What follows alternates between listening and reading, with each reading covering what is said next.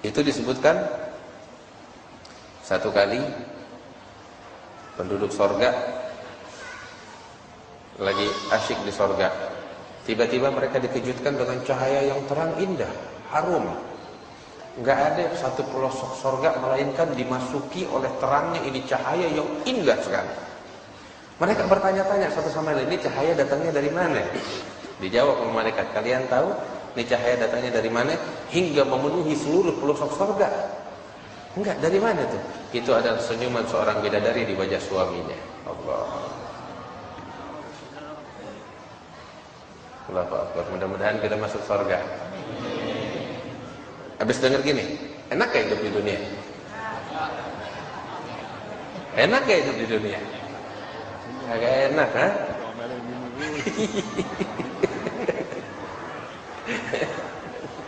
Agak enak hidup di dunia, pengen buru-buru. Baik. Cuman, ya, kabar gembira nih bakal nenek-nenek. Nenek-nenek nggak ada yang masuk sorga.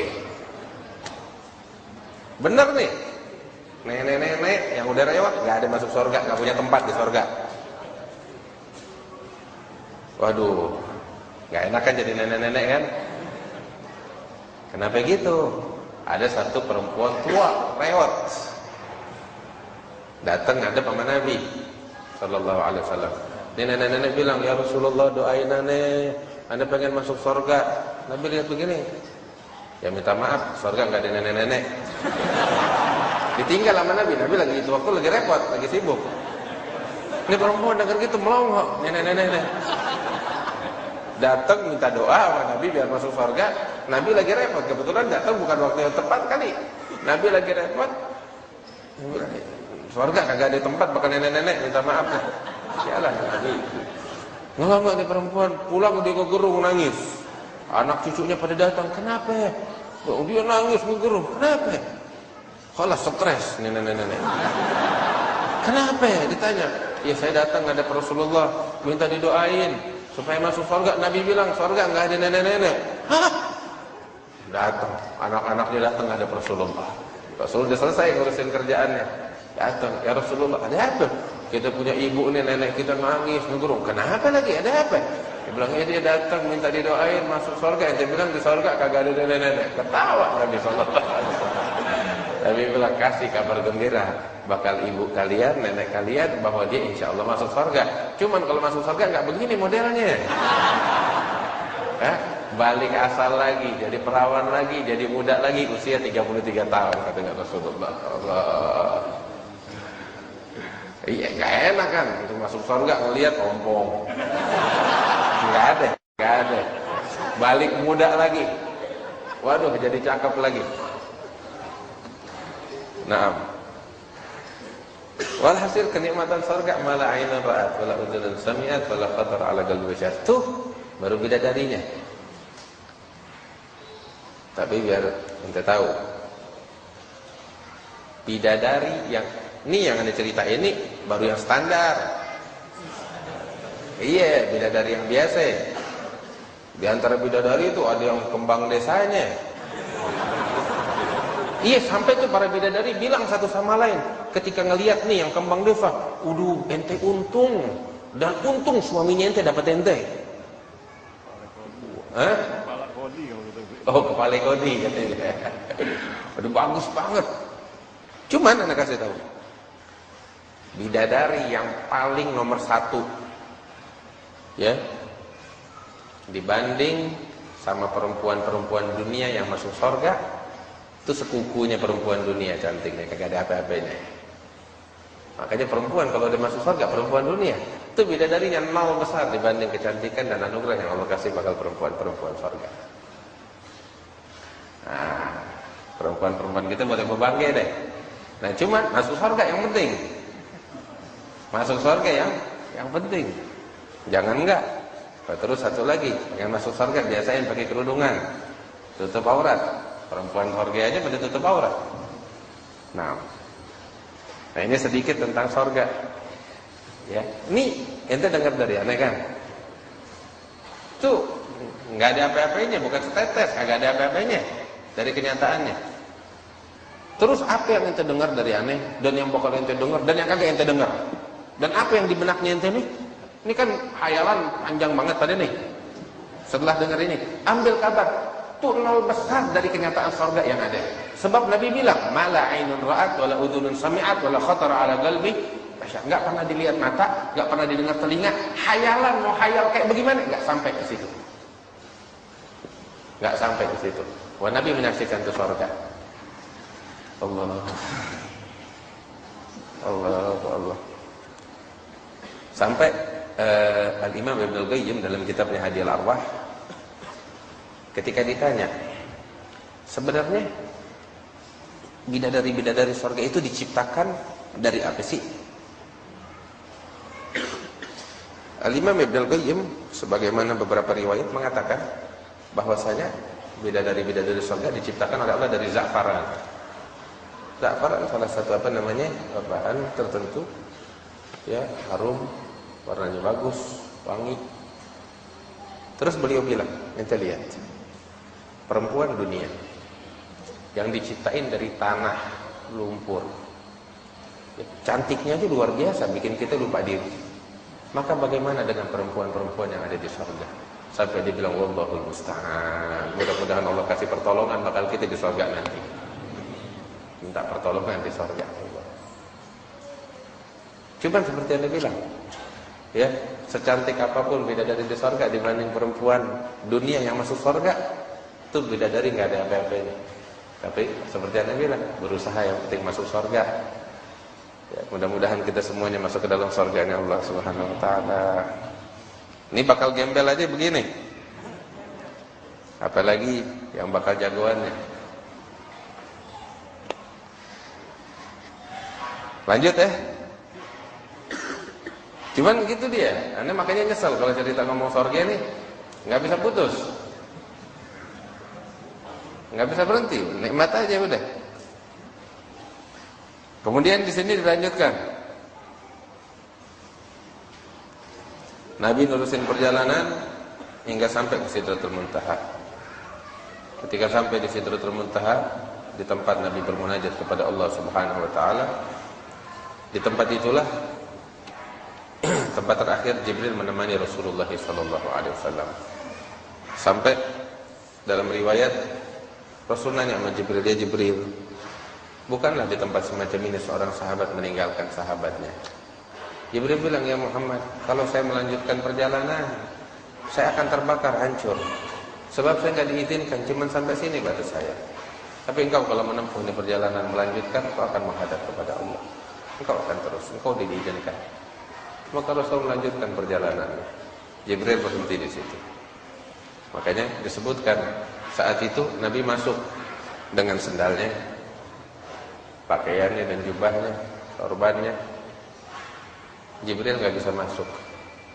Sendalnya Rasulullah masuk ke tempat yang Jibril nggak sampai ke sana. Allahumma sholli wa sallim alaihi wa ala alihi. Sendalnya di atas kepala alam semesta. Sendalnya Rasulullah sallallahu alaihi wasallam. Apa yang lebih agung dari ini? Fa fi ra'si ala ra'si hadzal kauni na'dul Muhammadin 'alat fa jami'ur rusli tahta dhilalihi.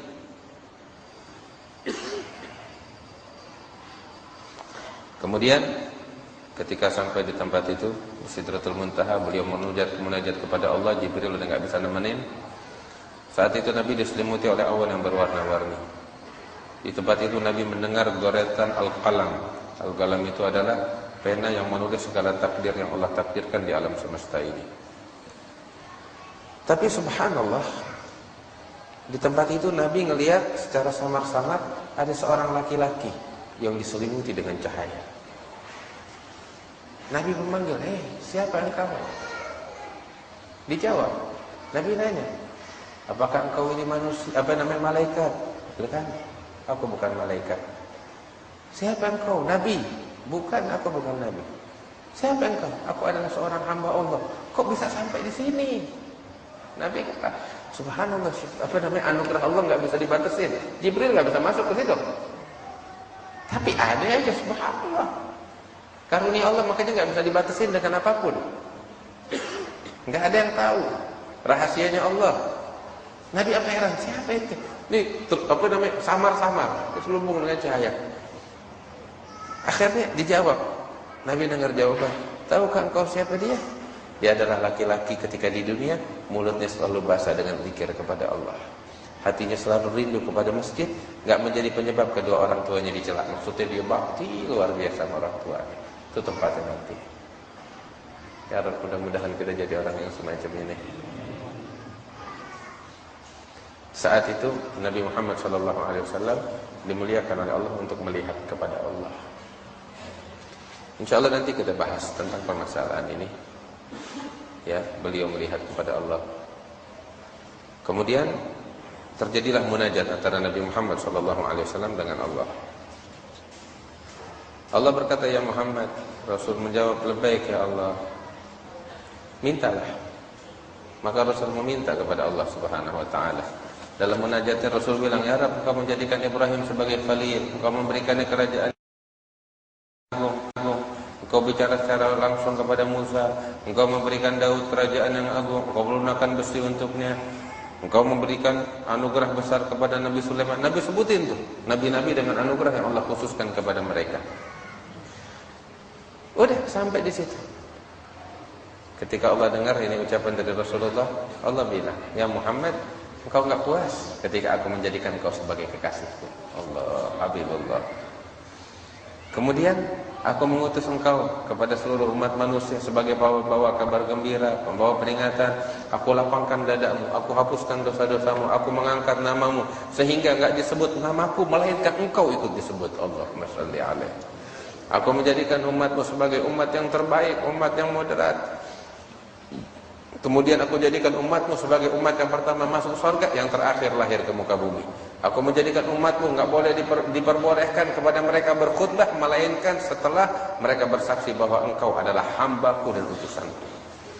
Allah. Dan terus tuh disebutkan anugerah yang Allah berikan kepada Nabi Muhammad. Aku jadikan engkau sebagai nabi pertama yang diciptakan dan nabi yang terakhir diutus. Dan di hari hari kiamat yang pertama dibangkitkan, aku berikan kepadamu surat Al-Fatihah yang aku enggak pernah berikan kepada nabi-nabi sebelummu. Aku berikan kepadamu penutup surat Al-Baqarah. Aku beri yang dari harta karun di bawah arsy yang aku enggak berikan kepada siapapun seorang nabi sebelummu. Aku berikan kepadamu Al-Kautsar. Aku berikan engkau 8 karunia: Islam, hijrah, jihad, sedekah, puasa, amar ma'ruf, nahi mungkar. Dan aku berikan kepada engkau solat 5 waktu. Itu dia. Solat 50 waktu. Maka dirikanlah ya Muhammad 50 waktu. Allah. Walhasil ini anugerah.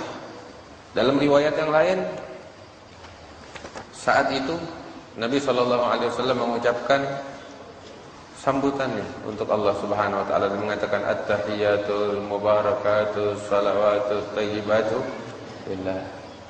Maka Allah menjawab, assalamu alayka ayyuhan nabiy wa rahmatullahi wa barakatuh.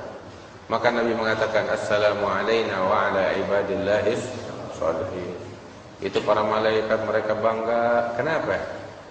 Mereka senang ketika disebut ada Rasulullah saat Nabi bermunajat kepada Allah. Sebab Nabi mengikut sertakan seluruh orang-orang yang saleh. Saat itu juga mereka dengan bangga menyatakan asyhadu an la ilaha illallah wa asyhadu anna Muhammadar Rasulullah.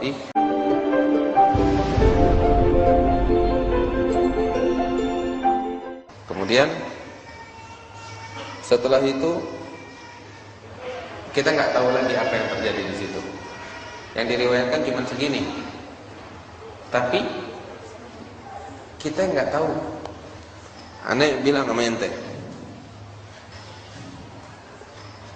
yang udah berkawin di sini berapa banyak? Tunjuk tangan coba. Ini contoh aja. Ya paling indah malam pengantin kan? Paling indah malam pengantin. Apa isinya? Nggak ada orang tahu. Cuma ente sama bini ente yang tahu. Kalaupun ente mau cerita sama mertua, paling cerita sederhana doang. Selebihnya nggak ada yang tahu kecuali ente sama kekasihnya ente. Rasul sallallahu alaihi wasallam waktu malam Isra Mi'raj ibarat kata malam pengantin. Yang beliau ceritakan sama kita ya sebatas yang bisa diceritakan. Selebihnya Allah sendiri bilang dalam Al-Quran, Allah sendiri bilang nggak bisa diceritain. Allah bilang fa'auha ila 'abdihi ma auha. Allah mewahyukan saat itu kepada hambanya apa yang Allah wahyukan. Apa? Allah nggak bilang. Allah cuma bilang Allah mewahyukan apa yang terjadi, apa yang Allah wahyukan. Apa itu? Allah nggak cerita sama kita. Apa yang ada terjadi di situ nggak ada yang tahu. Makanya Al-Busiri bilang rutabun tasbutul amani hasrah. Ini martabat semua harapan putus asa, nggak bakal bisa sampai ke situ deh. Itu cuma untuk Nabi Muhammad sallallahu alaihi wasallam. Ya Rabb. Nggak ada yang tahu. Kayak apa itu? Nggak ada yang tahu. Yang jelas Allah bilang dalam Al-Quran ketika menceritakan Tsummadana fatadalla, sedikit detail, nggak semuanya, sedikit detail oleh Allah, dan itu masih dirahasiakan. Apa Allah bilang? Tsummadana fatadalla fakana qaba qausaini aw adna fa'auha ila 'abdihi ma auha ma kadzaba al-fuadu ma ra'a afatumarunahu 'ala ma yara. Katanya Allah, tsummadana fatadalla, Allah mendekat. Fatadalla, kemudian tambah dekat lagi, ibarat apa namanya, tirai ditutup. Fakana qaba qausaini aw adna, itu saking dekatnya seperti dua ujung busur yang saling berdekatan satu sama lain. Di saat itu fa'auha ila 'abdihi ma auha, Allah mewahyukan kepada hambanya apa yang Allah wahyukan. Apa itu? Allah nggak cerita. Maka dapat marah. Apa yang disaksikan oleh mata, hati nggak memungkirinya. Artinya mata dan hati menyaksikan hal yang nyata. Apa itu? Nggak ada yang tahu. Sebab memang dirahasiakan oleh Allah. Allah cuma cerita ujungnya doang. Allah. Ane kira sampai di sini aja udah. Sebab memang kagak tahu apa dalamnya. Ini malam pengantin apa? Makanya tuh ulama semuanya menyatakan malam terindah untuk Nabi Muhammad secara khusus adalah malam Isra wal Mi'raj. Dan malam teragung untuk umatnya malam kelahiran dari Rasulullah sallallahu alaihi wasallam. Nah, kemudian udah saat itu Nabi udah gak sama kita lagi, udah sama Tuhannya. Ibaratnya nih udah ke bawah arus. Sampai akhirnya Jibril diizinkan oleh Allah untuk datang dan menarik tangan Rasulullah. Ayo balik lagi. Ayo ya Muhammad, kita balik waktunya pulang. Apa di dalam situ? Kata Jibril nggak tahu. Nggak ada yang tahu, siapapun nggak ada yang tahu. Balik Rasulullah untuk perjalanan pulang. Ketika pulang, lewatin Nabi Ibrahim alaihissalam. Di langit 7 Nabi Ibrahim nggak banyak bicara. Nabi lewat begitu aja. Cuman Nabi Ibrahim sempat pesan, nanti kalau pulang kirim salam sama umatmu. Sampaiin kayak yang tadi tuh pesannya. Sorga tanahnya luas, ayo banyakin pada tebar bibit pohon-pohon sorga. Dan salamnya boleh disampaikan ke kita. Makanya kita selalu jawab, kama shallaita ala Ibrahim wa ala ali Ibrahim. Nah, langit ke-6 ketemu sama Nabi Musa. Di stopin, tunggu ya Muhammad. Jangan lewat begitu aja, cerita dong.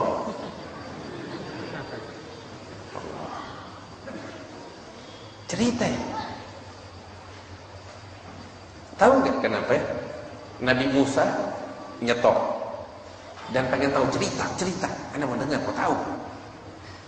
Sebab dia dulu, Nabi Musa waktu di dunia pernah minta sama Allah, ya Rabb, Engkau diizinkan aku untuk mendengar firman-Mu. Pengen lebih, izinkan aku pengen melihat Engkau ya Allah. Gak diizinin sama Allah, gak diizinin. Engkau gak bakal mampu, engkau gak kuat, gak diizinin. Ya udah, Nabi Musa meninggal, taruh di langit ke-6. Dapetin ada satu hamba dimuliakan sama Allah, ngelihat Allah, yaitu Nabi Muhammad. Sini gue pengen tahu, cerita dong. Kayak begitu. Cuman cerita juga ya nggak bisa diceritain. Kayak tadi ada bilang, ini dia nggak tahu nih bagaimana mau ceritanya. Dia hadang cari alasan Nabi Musa, bagaimana caranya ini biar pengen nikmatin. Ini orang udah ketemu, pengen nikmatin, anda juga mau kebagian, mau penasaran. Cari alasan, ente dapat apa? Cerita dong, cerita. Dia bilang, iya, anda tadi dikasih perintah sama Allah 50 kali sholat sehari semalam. Nabi Musa cari akal bagaimana jangan sampai Nabi Muhammad buru-buru, masih penasaran dia. Ya Muhammad, anda pengalaman, anda udah hidup sama Bani Israel orangnya pada kuat, koker, dan anda udah kasih dia orang perintah yang jauh lebih ringan dari ini, nggak ada yang mampu, apalagi umatmu. Balik gini, minta keringanan sama Allah. Nabi Muhammad dengar gitu, nengok ke Jibril, minta pendapat. Jibril kasih isyarat, balik, nggak apa-apa, minta ringan. Balik ke Nabi Muhammad, minta keringan. Nabi Musa tujuannya apa? Lu balik, gue pengen masih penasaran. Saya aja dibolak-balikin karena Nabi Musa penasaran. Apa yang dulu di dunia dia harapkan nggak kedapatan, nggak kesampaian, dapatnya ini nih. Illam yusif hawabilun fatal. Nggak dapat apa hujan besarnya, dapat gerimisnya deh. Balik lagi, ngadep Allah, dikasih keringanan. Balik lagi ke Musa, dihadang lagi. Bagaimana? Pengen tahu detailnya. Cuma Nabi Muhammad cuma cerita itu doang. Diringanin. Minta keringanan lagi, sampai bolak-balik dari 50 sampai jadi 5. Udah gitu, Nabi Musa bilang, bagaimana? Udah diringanin sampai 5. Rasul, Nabi Musa bilang, ayo balik lagi, minta ringan. Katanya Rasul, ya Musa, inni wallahu qad istahyat. Ana udah malu bolak-balik sama Allah. Katanya Muhammad, aneh lebih pengalaman, kesian umatnya ente, nggak bakal kuat, ana malu.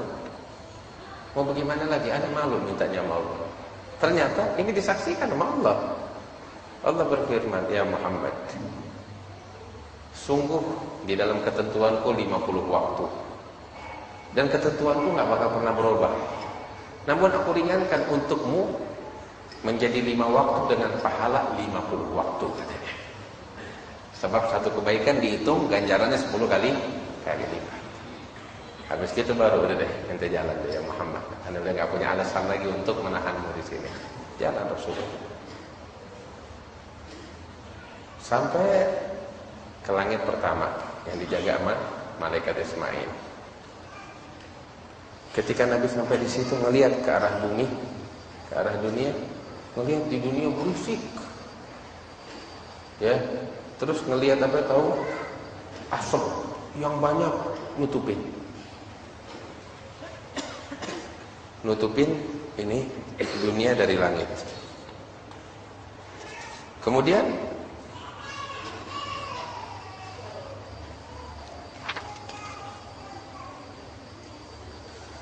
Rasul nanya sama Jibril, apa ini? Jibril bilang, ini adalah para syaitan yang menghalangi pandangan manusia supaya tidak berpikir tentang kerajaan langit dan bumi. Apabila para syaitan tidak melakukan hal itu, sungguh manusia akan melihat keajaiban yang mengagumkan di negeri langit. Nah, terus Nabi SAW kemudian turun ke Masjidil Aqsa dan mengendarai buruknya dan melanjutkan perjalanan pulang. Di perjalanan Rasul Shallallahu Alaihi Wasallam melihat beberapa gafilah. Gafilah itu rombongan pedagang. Ada 3 rombongan pedagang. Rombongan salah satunya adalah unta mereka hilang. Mereka lagi cari, nggak ketemu. Kebetulan di situ ada air yang ditinggalkan. Nabi meminum dari air tersebut. Ya, air tersebut sebab orang-orang kelompok pedagang itu lagi sibuk nyari onta yang hilang, nyari onta yang hilang. Terus lanjut Nabi perjalanan ngelewatin kelompok pedagang lagi dari orang-orang Quraisy Mekah. Nabi ucapin salam kepada mereka. Kebetulan juga ada satu kejadian di situ.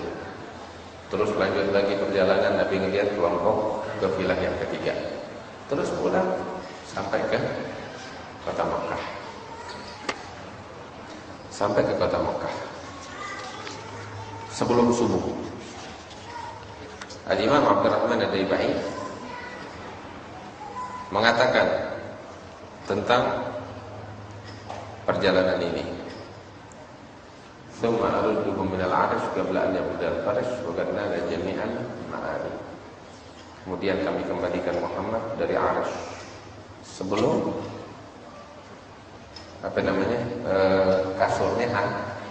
kasurnya menjadi dingin. Nanti kan duduk, nanti bangun, bangkunya nanti dudukin hangat panas. Cuman mau seberapa lama sih? Paling lama juga 5 menit nggak sampai.